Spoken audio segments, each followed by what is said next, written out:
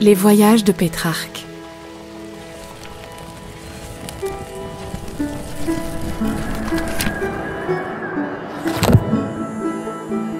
Pétrarque, écrivain et poète italien du XIVe siècle, est né sous le signe du voyage. Partons pour une odyssée sonore à travers les livres en compagnie de cet illustre précurseur de l'humanisme. Épisode 6, le voyage intérieur. Comment Pétrarque nous invite à comprendre que la méditation est un voyage intérieur qui élève aussi haut que le sommet des montagnes.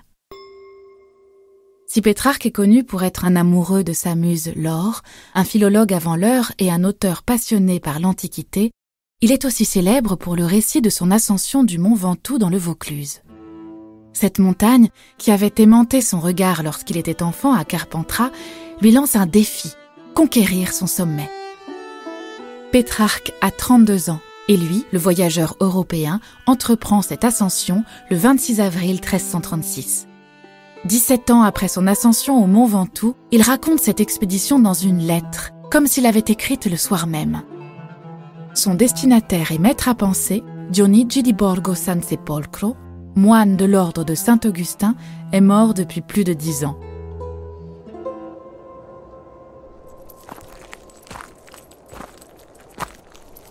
Poussé seulement par le désir de visiter un lieu renommé pour son altitude, j'ai fait aujourd'hui l'ascension de la plus haute montagne de la région, que l'on appelle avec raison le mont Ventoux. J'ai presque toujours devant les yeux cette montagne que l'on peut apercevoir de loin à la ronde. Me prit enfin le désir de faire ce à quoi je pensais chaque jour. Surtout après avoir relu, la veille, dans l'Histoire romaine de Tite-Live, un passage sur lequel je tombais par hasard, où il est dit que le roi de Macédoine, Philippe IV, celui qui fit la guerre au peuple romain, escalada l'Émus, une montagne de Thessalie, du sommet de laquelle il avait cru, conformément à la rumeur, qu'on pouvait apercevoir deux mers, l'Adriatique et le pont Euxin.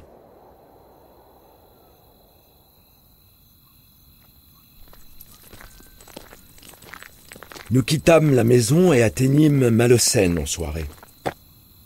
C'est un endroit situé au pied de la montagne, du côté nord. Nous y étant arrêtés une journée, c'est aujourd'hui enfin qu'avec chacun un serviteur, nous avons commencé, non sans d'énormes difficultés, l'ascension de la montagne. C'est en effet une masse rocheuse, très escarpée et presque inaccessible. Mais comme l'a dit si bien le poète, un travail acharné vient à bout de tout.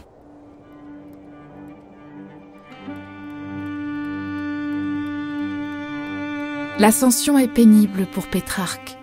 Et pour alléger ses pas, il s'accroche à ses pensées et s'interroge sur le sens de l'existence. Au fur et à mesure, son récit se charge d'un sens plus profond que le sens littéral, et l'élévation devient peu à peu l'allégorie d'un parcours d'une vie.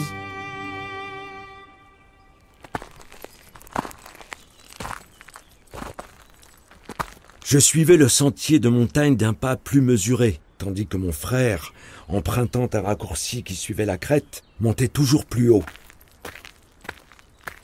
Moi qui avais moins d'énergie, je suivais les déclivités, et à mon frère qui m'appelait et me montrait la route la plus directe, je répondais que j'espérais trouver de l'autre côté un accès plus facile et que je ne redoutais pas de faire un plus long parcours pour avancer de façon plus régulière.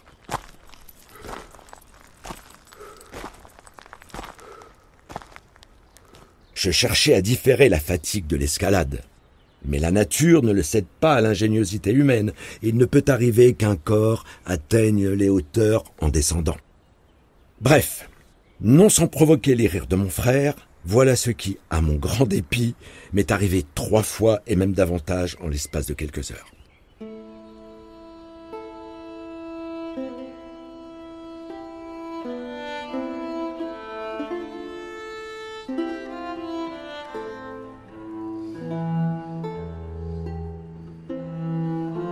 Et là, l'agilité de la pensée me faisant passer des choses matérielles aux spirituelles, je me tenais à moi-même les propos suivants.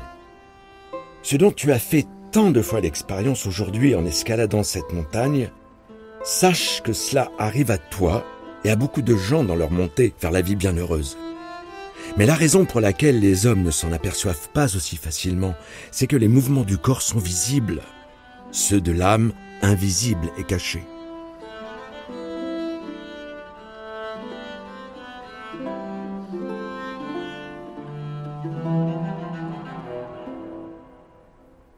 La vie que nous appelons bienheureuse est située dans un lieu élevé, et le chemin qui y conduit est étroit, comme on dit. Beaucoup de collines y pointent ça et là, et il nous faut marcher d'un noble pas de vertu en vertu. Au sommet se trouve la fin de tout et le terme de la route, but de notre voyage. Tous nous voulons y parvenir, mais comme le dit Ovide, vouloir est peu. Il faut, pour arriver au but, que tu le désires. Arrivé au sommet, Pétrarque découvre un magnifique paysage, les Alpes, qui sont ce trait d'union entre l'Italie et la France, à l'image de Pétrarque et de la Renaissance à venir. La petite histoire de Pétrarque rejoint alors la grande histoire de l'humanité dans une vision surplombante du monde.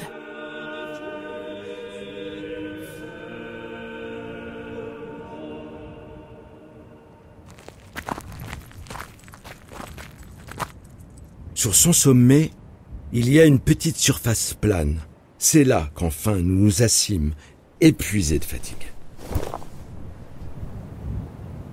Frappé par la légèreté inhabituelle de l'air et par l'étendue du panorama, je demeurai d'abord comme interdit. Je regarde autour de moi. J'avais les nuages à mes pieds. C'est maintenant que me semble moins incroyable ce que j'avais lu et entendu dire de l'Athos et de l'Olympe, quand je le vois sur une montagne de moindre renommée. Je porte ensuite mon regard vers l'Italie, où penche davantage mon cœur. Les Alpes elles-mêmes, toutes gelées et couvertes de neige, me semblèrent près de moi, bien qu'elles soient à une grande distance d'ici. De nouvelles pensées s'emparèrent de mon esprit, et des lieux, il se transporta dans le temps. Je me disais en effet à moi-même, il y a 10 ans aujourd'hui que tu as quitté Bologne, après avoir abandonné tes études de jeunesse. Que de nombreux et importants changements sont survenus en toi pendant ce temps.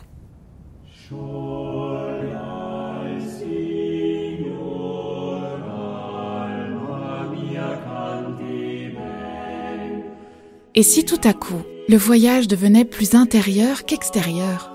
Et si l'ascension d'une montagne était la même chose qu'une prise de hauteur sur soi et le monde qui nous entoure ? Et si l'introspection que l'on peut faire en soi-même était la plus noble des élévations ? Pétrarque oblige, l'auteur a dans ses bagages le livre qu'il porte toujours sur lui, Les Confessions de saint Augustin, cet ouvrage autobiographique du 5e siècle où le philosophe romain chrétien s'adresse directement à Dieu. C'est Dionigi di Borgo San Sepolcro à qui il adresse cette lettre, qui lui avait justement offert ce livre. Au lieu de fêter l'exploit du sommet, Pétrarque ouvre le texte au hasard, espérant y trouver un signe du destin. Et pendant que j'admirais tous ces endroits un à un, que tantôt me venaient à l'esprit des pensées terrestres, tantôt j'élevais mon esprit à l'exemple de mon corps à des pensées plus hautes, il me sembla bon de jeter un œil aux Confessions d'Augustin.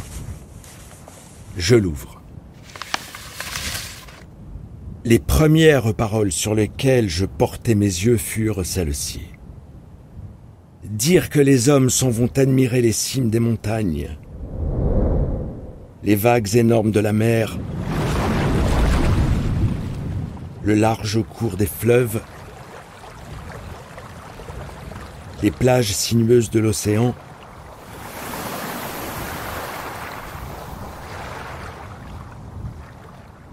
les révolutions des astres,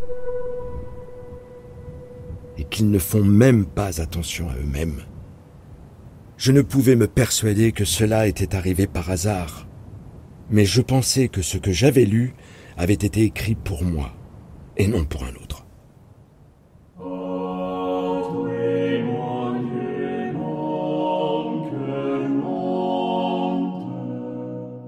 Le récit de l'expédition au Mont Ventoux est-il véridique ou purement métaphorique ?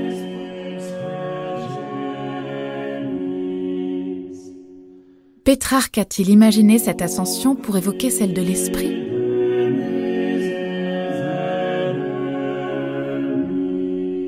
Si certains veulent croire qu'il n'escalada jamais le mont Ventoux, la chaleur du récit qu'il en fait et la symbolique qu'il en tire sur le voyage intérieur et extérieur est pourtant une association inédite, préparée déjà par d'autres auteurs italiens contemporains comme Cavalcanti et Dante, qui s'intéressaient à la conquête de l'intériorité et à l'exploration de la psyché.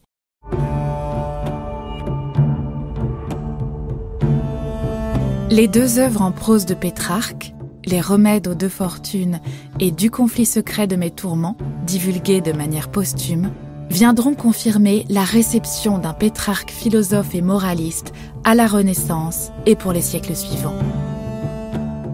Dans un des manuscrits du conflit secret, daté du XVe siècle et conservé à la Bibliothèque nationale de France, Pétrarque est représenté méditant face à saint Augustin et à l'allégorie de la vérité, rappelant que c'est dans le cœur de l'homme que réside la force de ses actions.